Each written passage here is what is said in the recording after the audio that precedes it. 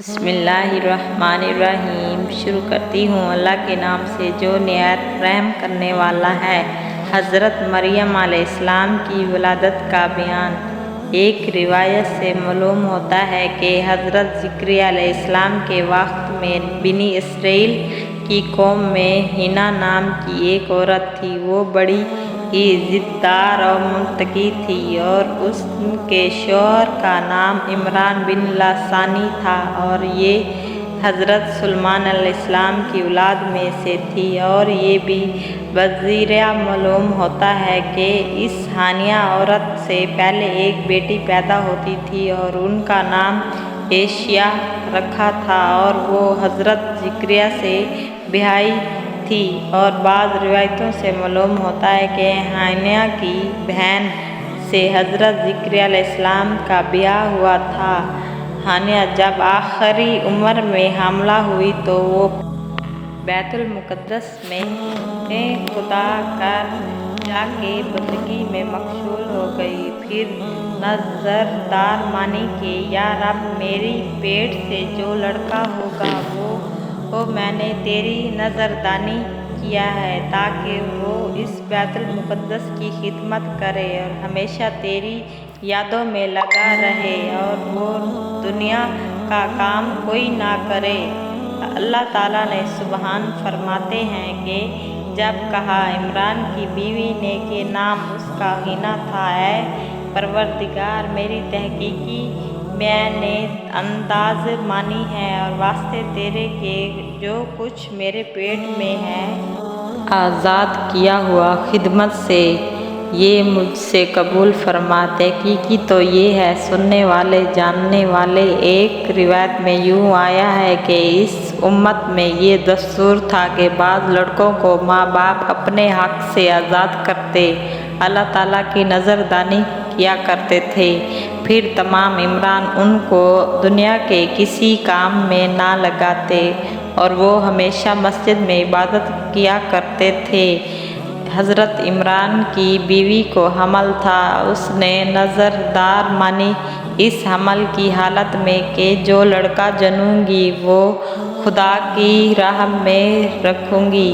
چنانچہ بعد 9 ماہ کے اس نے لڑکی جنی تو اس کا نام اس نے مریم رکھا۔ اس حانیہ عورت کا اس واقعے سے دل سست ہو گیا، یعنی اس کا مطلب یہ تھا کہ بیٹا ہونا بیٹی ہونے سے، اور اپنے دل میں ناخوش ہوئی کہ میری نظردانی بھی پوری نہ ہوئی کہ کیوں نہ کہ اس امت میں لڑکی کو نظارات اللہ اپنے دل میں ناخوش کرنا اور اس کے دستور اللہ کے دستور کرنے کا نہ تھا۔ بس اس نے اپنے منہ آسمان کی طرف کر کے کہا، کلما وسعت رب انی وسعت عصینی۔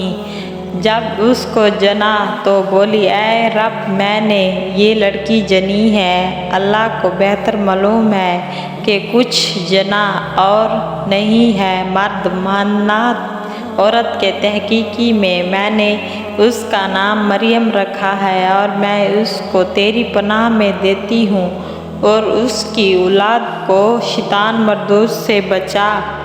اے حانیہ، اللہ تعالیٰ نے فرمایا، میں نے قبول کیا مریم کو، اگرچہ وہ مرد نہیں، اچھی طرح قبول کرنا اور بڑھا، اس کو اچھی طرح سے بڑھانا اور اس کو صابر کر دے۔ زکریا کے جب مریم بی بی 7 برس کی ہوئی تب ان کی ماں نے اس کا ہاتھ پکڑ کر لوٹا دیا۔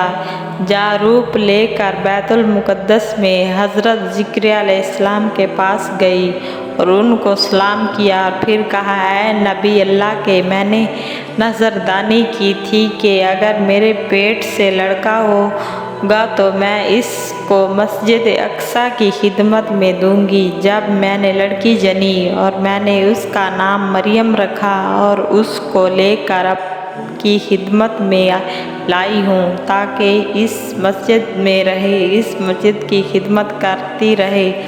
حضرت زکریا علیہ السلام نے مسجد اقصیٰ کے مصلی درختیار کیا کہ اس کی پرورش اور خبرداری کون کرے گا۔ تب وہاں کام کرنے والے شخص کہنے لگے، اس کی خبرداری کرتے رہو گے تو آخر میں سب میں نزاع پیدا ہوگا۔ کسی نے کہا کہ اس میرے حوالے کرو، کسی نے کہا مجھ کو۔ وہ پھر بات اس پر ٹھہری کہ ہر شخص اپنی قلم لانے پر آیا۔ جس نے تورات لکھی تھی ان قلم کو ایک لنک بھر کر اس میں ڈال دو۔ جس کا قلم پانی کے اوپر رہ گئی یعنی پانی میں نہ ڈوبے گی وہ شخص کفیل مریم کا ہوگا۔ اللہ تعالیٰ نے فرمایا، جب ڈالیں قلم اپنے کہ کون پالے مریم کو۔ خلاصہ یہ ہے کہ مسجد کے بزرگوں نے یہ جب مریم کی ماں کا خواب سنا تو پھر ہر ایک چاہنے لگا کہ مریم کو پالیں گے۔ آخری فیصلہ اس بات پر ہوا کہ ہر ایک نے اس دہشت میں اپنی قلم پائی اور پانی میں ڈال کر سب کا قلم پانی میں ڈوب گیا، لیکن حضرت زکریا علیہ السلام کا قلم اوپر ہی تیرنے لگا۔ حضرت زکریا علیہ السلام کی طرف اس کا ہاتھ پالنا ٹھہرا۔ اللہ تعالیٰ نے فرمایا، مریم حضرت زکریا علیہ السلام اور پھر میری قلم حضرت زکریا علیہ السلام سے کہا، اے نبی اللہ، اس لڑکی کی خدا نے آپ ہی کے ذمہ کیا پالنے کے واسطے۔ حقیقت اور اس کی ماں نے خواب میں دیکھا یہ لڑکی ہے، لیکن اللہ تعالیٰ نے اس کو بھی عذردار میں قبول کر لیا ہے اور اس کو مسجد میں لے کر جا رکھو۔ مسجد کے بزرگوں نے پہلے کیا تھا کہ لڑکی کو مسجد میں رکھنا درست نہیں، لیکن جب ان کا خواب سنا تو پھر اس کو قبول کیا کہ زکریا علیہ السلام کی بیوی حضرت مریم کی خالہ تھی۔ چنانچہ وہ اس کو پالنے لگی اور اس کے واسطے مسجد میں ایک حجرہ بنوایا گیا۔ کچھ دن بعد میں مریم وہاں عبادت کرتی رہتی تھی اور رات کو حضرت زکریا علیہ السلام اپنے ساتھ لے جاتے تھے۔ ایک دن حضرت زکریا علیہ السلام حضرت مریم کو مسجد میں ایک حجرے کے اندر بند کر کے اپنے کمرے میں اور اپنے گھر چلے گئے۔ چنانچہ جب ان کو یاد آیا کہ ایک ہماری نہایت افسوس کرنے والی کہنے لگی کہ میں نے کیا کام کیا ہے کہ لڑکی کو بے گناہ بھوکا پیاسا کوٹھری کے اندر بند کر کے آیا ہو، شاید کہیں مر نہ گئی ہو۔ جلدی سے جا کر مسجد کے حجرے کا دروازہ کھول دو۔ وہ کیا دیکھتے ہیں کہ 9 اقسام کے کھانے میوے ان کے سامنے دھرے ہوئے ہیں۔ حضرت مریم نماز پڑھ رہی ہے۔ جب انہوں نے نماز سے فرصت کی تو حضرت زکریا علیہ السلام پوچھے، اے مریم، یہ کھانا میوہ اس بندے کمرے میں کہاں سے آیا ہے؟ ان کو کون لایا ہے؟ وہ بولی، یہ کھانا میوہ اللہ تعالیٰ کی طرف سے آیا ہے اور ان کو فرشتے لائے ہیں۔ تو اللہ تعالیٰ نے ارشاد فرمایا، جس وقت آیا زکریا مریم کے حجرے میں پایا اس کے پاس کچھ کھانا، بولے، اے مریم، کہاں سے آیا ہے یہ روزی؟ وہ بولی کہ اللہ تعالیٰ کے پاس سے وہ دیتا ہے جس کو چاہتا ہے بے حساب۔ حضرت مریم نے اسی واسطے بے حساب کہا کہ یہ کھانا بیشت سے آیا ہے، تو نعمتیں بیشت کی ہیں بے حساب۔ اللہ تعالیٰ نے حضرت مریم کو 3 رات بیشت کے کھانوں سے پرورش کیا۔ اس کے بعد فرشتوں نے کہا، ازکا تعالیٰ الملک یاتو بن مریم ان اللہ وسعک وطریقہ۔ جس وقت کہا فرشتوں نے، اے مریم، تحقیقی اللہ تعالیٰ نے بزرگ کی ہے تجھ کو، پاک کیا تجھ کو سارے جہان کی عورتوں سے۔ اے مریم، تو بندگی کر اپنے رب کی، اس کو سجدہ کیا کر اور اسی کو رکوع کیا کر، ساتھ رکوع کرنے والوں کے۔ یہ خطاب حضرت مریم پر خاص طور پر ہوا تھا۔